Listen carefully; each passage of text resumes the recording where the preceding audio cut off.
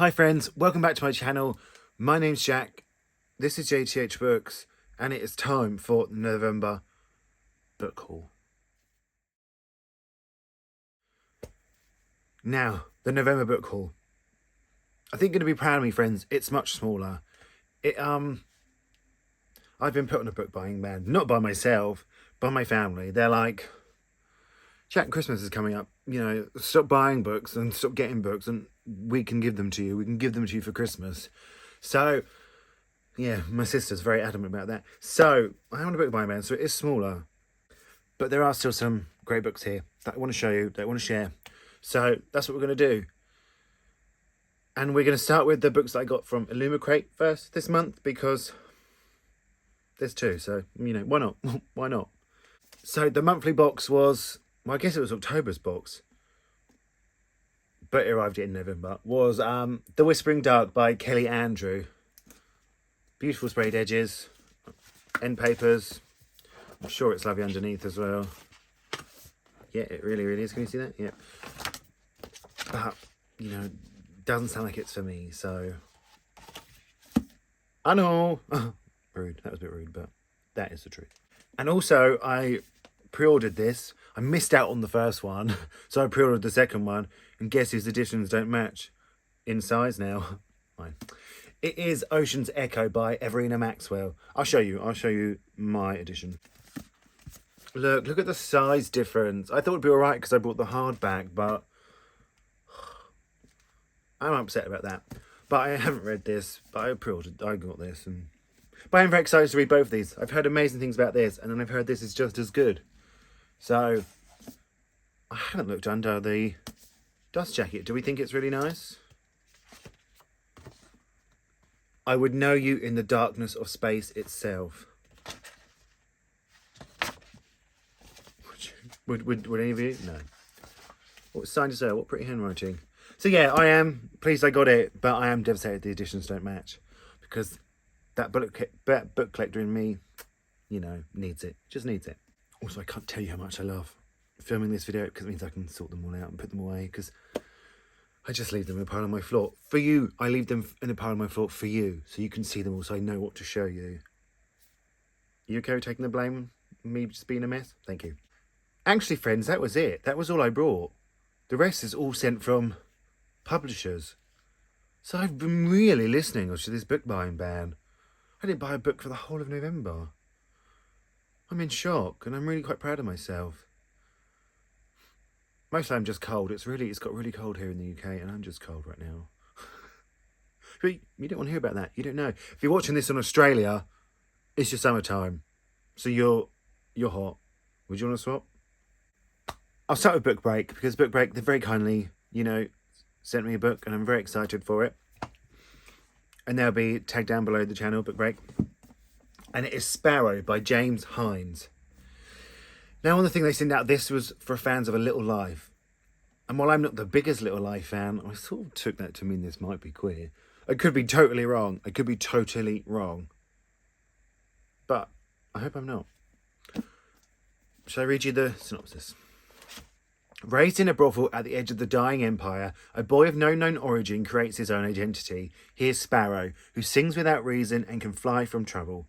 His word is a kitchen, a herb-scented garden, a world. Shall I read you the synopsis? And let's find out together.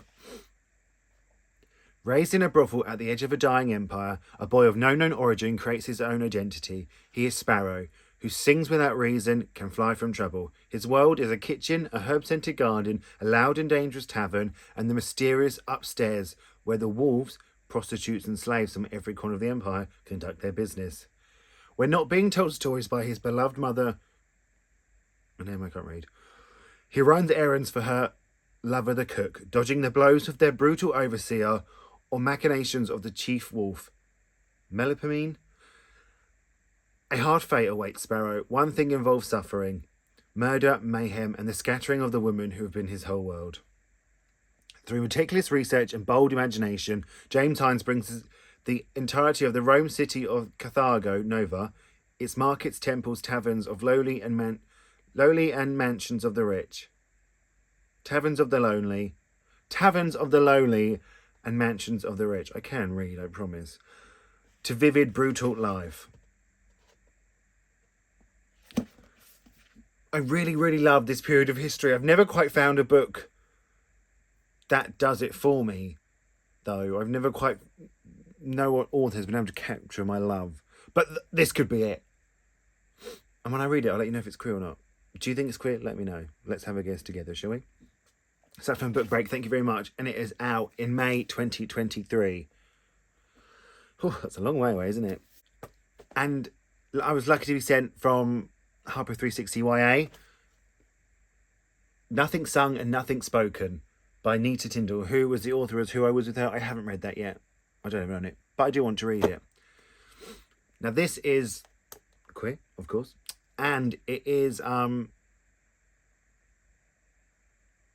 historical fiction, which I do love historical fiction. Well, I used to, so part of me believes I still do.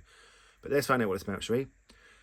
Charlotte Krauss would follow Gilly anywhere, even to an underground club one Friday night the summer before World War II, where the swing jugun dance to contraband American music. Unable to resist the allure of sharing the secret with Gilly, Charlie returns again and again, despite the dangers of the breaking Nazi Party's rule. Soon, terrified by the tightening vice of Hitler's power, she is drawn to larger and larger acts of rebellion. But the war will test how much she is willing to risk and to lose. Set in the underground swing youth movement of World War II Berlin, this lyrical immersive novel from Easton was perfect for the girls of Paper, Girls of Paris, and The Last Night at the Telegraph Club. You know I love that book. So I'm very excited. It's out now, I do believe. It's got a gorgeous cover as well. So thank you, Harper 3. Very excited. Now these next two, if you've watched my TBR for the month, you would have already seen them, a little sneak peek. I'll link that down below. But it is A Million to One, I forgot to type it then, by Adiba Jigadada, which is out on January the 5th. So not too long for this one. I'm reading it in December. And this is Sapphic. It's set aboard the Titanic. What more could you want? I've said that many times before, but what more could you want? 4 friends have stolen aboard the Titanic. They're after a book inlaid with priceless jewels. It's Josepha's plan, but she needs the unique skills of 3 of her friends. Despite their very different backgrounds, in a world of first-class passengers and suspicious crew members, the girls must work together to pull off the heist of their lives. But careless mistakes, old grudges, and new romances threaten to jeopardize everything they've worked towards. With the Titanic sailing further north, the girls' chances of survival are 1,000,000 to 1. It sounds brilliant. I'm so excited for this. And this is the proof cover, but the final cover is really, really beautiful. So yeah, if this interests you, if you like the Titanic, if you've seen the film many times, like somebody I know, check it out. And we have Wandering Souls by Cecile Pin. Now, some of my friends have read this. They've said it's brilliant, so I really want to read it. It is out 2nd of March 2023 from 4th Estate. And I'm reading this next month because they've invited me to their 4th Estate Live night. And this author is going to be speaking. So I want to know what they're talking about. Obviously, I hope they won't give any spoilers, but I do want to know what they're talking about. I want to, be like, oh yeah. I don't know what I just said there, sorry. So let's find out what this is about, shall we? One night, not long after the last American troops leave Vietnam, siblings An, Tan and Min flee their village and embark on a perilous boat journey to Hong Kong. Their parents and 4 younger siblings take the crossing in another vessel, but as weeks go by, it becomes clear that only one party has survived the voyage. An, Tan and Min suddenly find themselves alone in the world, without family or home. They travel on, navigating refugee camps and resettlement centres until, by a twist of fate, they arrive in Thatcher's Britain. Here they must somehow build new lives with only each other to turn to, but will that be enough in a place that doesn't seem to want them? In this piercing debut, the siblings' faltering journey is deftly interwoven with the voice of their lost brother Dao, following them from a place between the living and the dead, and the records of a known researcher intent on gathering together the strands of their story. I think this could be a 5-star read for me. I really do. It sounds brilliant. It's that being followed by their dear brother. That's could give it, push over the edge for me. So, being read for me in December. It's out 2nd of March, if it sounds like something you're interested in. Now, this next book showed up by surprise, and I was very excited because it sounds brilliant. It is Dazzling by Chickadilly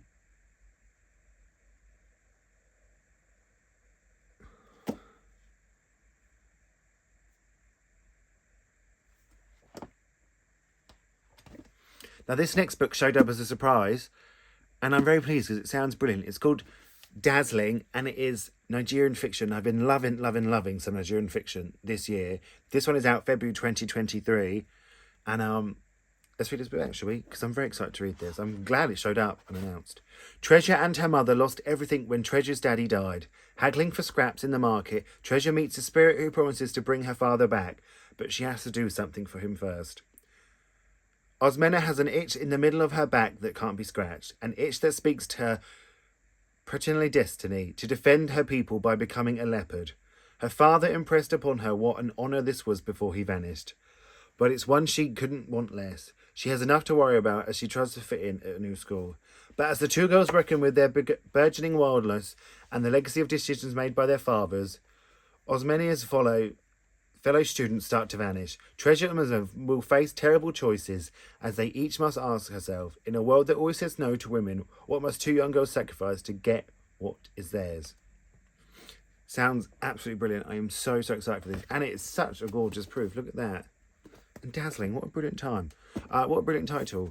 So yeah, February 2023, that's out. Thank you so much to Wildfire Books for that. And Wildfire Books published one of my favourites of the year, God's Children and Little Broken Things. So, high hopes.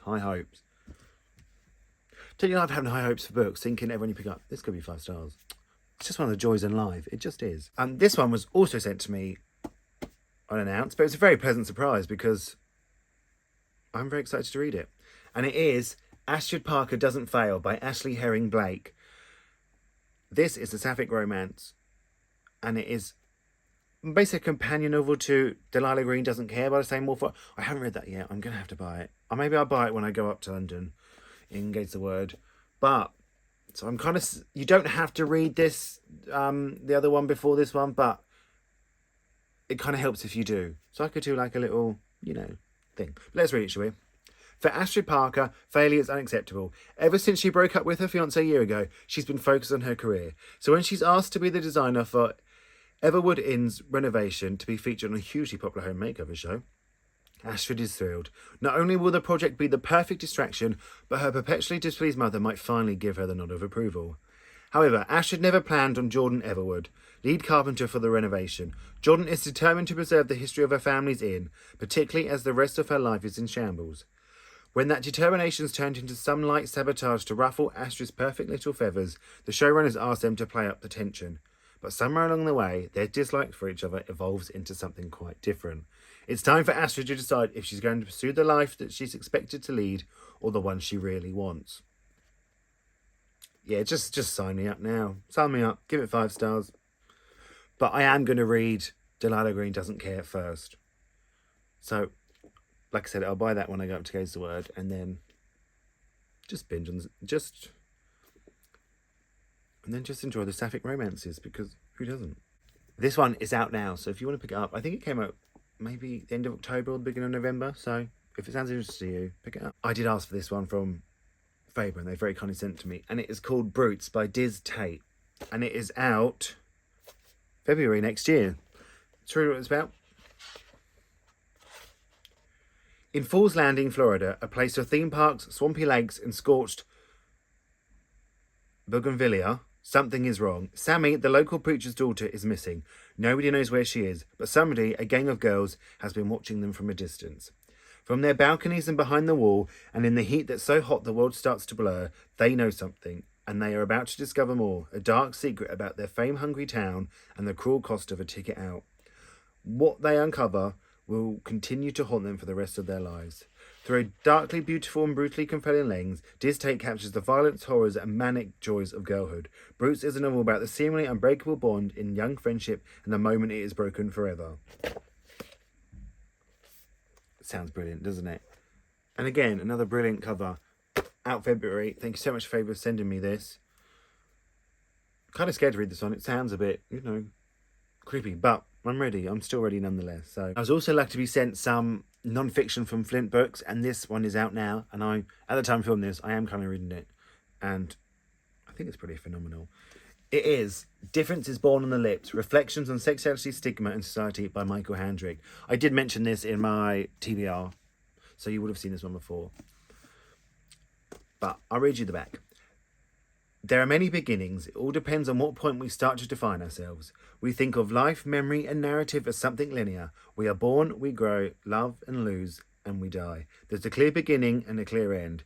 I've come to learn that's not the full story. Part memoir, part expose, Michael Handrick's powerful narrative looks at how societal prejudice foster the conditions for abusive relationships and mental health crisis. Yeah, I'm reading it now. I'm really, really loving it. This one is out now. Thank you so much, Flint Books, for sending me this because, well, I would maybe put it up because, you know, I'm reading Queer Non-Fiction this year. And then Dialogue Books very kindly offered to send me this. And you know I love Dialogue Books. They've produced some phenomenal fiction. And it is 1000 Coils of Fear by Olivia Wenzel, translated from the German by Priscilla Lane. Beautiful cover, and a beautiful colour. A young woman attends a play about the Berlin Wall coming down and is the only black person in the audience. She is sitting with her boyfriend by a bathing lake and 4 neo-Nazis show up. She's having sex with a stranger in New York and Donald Trump wins the US presidential election. Engaging in witty question and answer with herself, she takes stock of our rapidly changing times, sometimes angry, sometimes amused, sometimes afraid, and always passionate. And she tells the story of her family, her mother, a punk in former East Germany who never had the freedom she dreamed of, her Anglian father, who returned to his home country before she was born to start a second family, her grandmother, whose life of obedience to party principles brought her prosperity and security, but not happiness, and her twin brother, who took his own life at the age of 19. I actually hadn't read what that's about, and it sounds absolutely brilliant. Oh, I'm going to have to give up work so I can just read all these. I'm just give up work. They want to pay me to read or pay me to talk about books. I don't know how that works, but I just want to read all the time. I just want to read all these brilliant books. This one is out now. And then the last one, it's pretty special because I think I was quite lucky to get it. And it is The Late Americans by Brandon Taylor. I literally just saw someone on Twitter who got sent and finished this and said, it's absolutely brilliant. Again, can I just quit my job and work? But this is obviously the proof copy. It is out the 22nd of June, 2023. So, sure what it's about? Did you all have real life or filthy animals? In the shared and private spaces of Iowa City, a loose circle of lovers and friends confront. In the shared and private spaces of Iowa City, a loose circle of lovers and friends encounter, comfort, and provoke one another in a volatile year of self-discovery. At the group's centre are Ivan, a dancer turned aspiring banker who dabbles in amateur pornography. Fatima, whose independence and work ethic complicate her relationships with friends and a trusted mentor, and Noah, who didn't seek out sex so much as it came to him like an anxious dog in need of affection. These three are buffeted by a cast of poets, artists, landlords, meatpacking workers, and mathematicians who populate the cafes, classrooms, and food services kitchens of Iowa City, sometimes to violent and electrifying consequences. Finally, as each prepares for an uncertain future, the group heads to a cabin to bid goodbye to their former lives, a moment of reckoning that leaves them all irrevocably altered. Oh, that does sound brilliant. That does sound brilliant, and is it out the 22nd of June? Again, just someone let me quit work, okay? Manageress. To my boss, if you're watching this is my resignation, okay? I don't quit.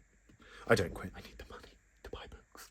So yeah, that, you know, it was quite small, wasn't it, for me? Are you all proud of me? I didn't buy a book. Yeah, I know you're proud. I know you're proud. But you're probably thinking, oh, he's probably quite sad he didn't buy a book. I am. But let's count around that wheel, shall we? So that was 13 books. Unlucky for some. Not unlucky for me. Let me know if you're excited for any of these, if they sounded any good to you, if you're interested in them, if you've read any of them, and you're thinking, come on, Jack, read them, hurry up. Thank you so much for watching. I'm going to go get warm now.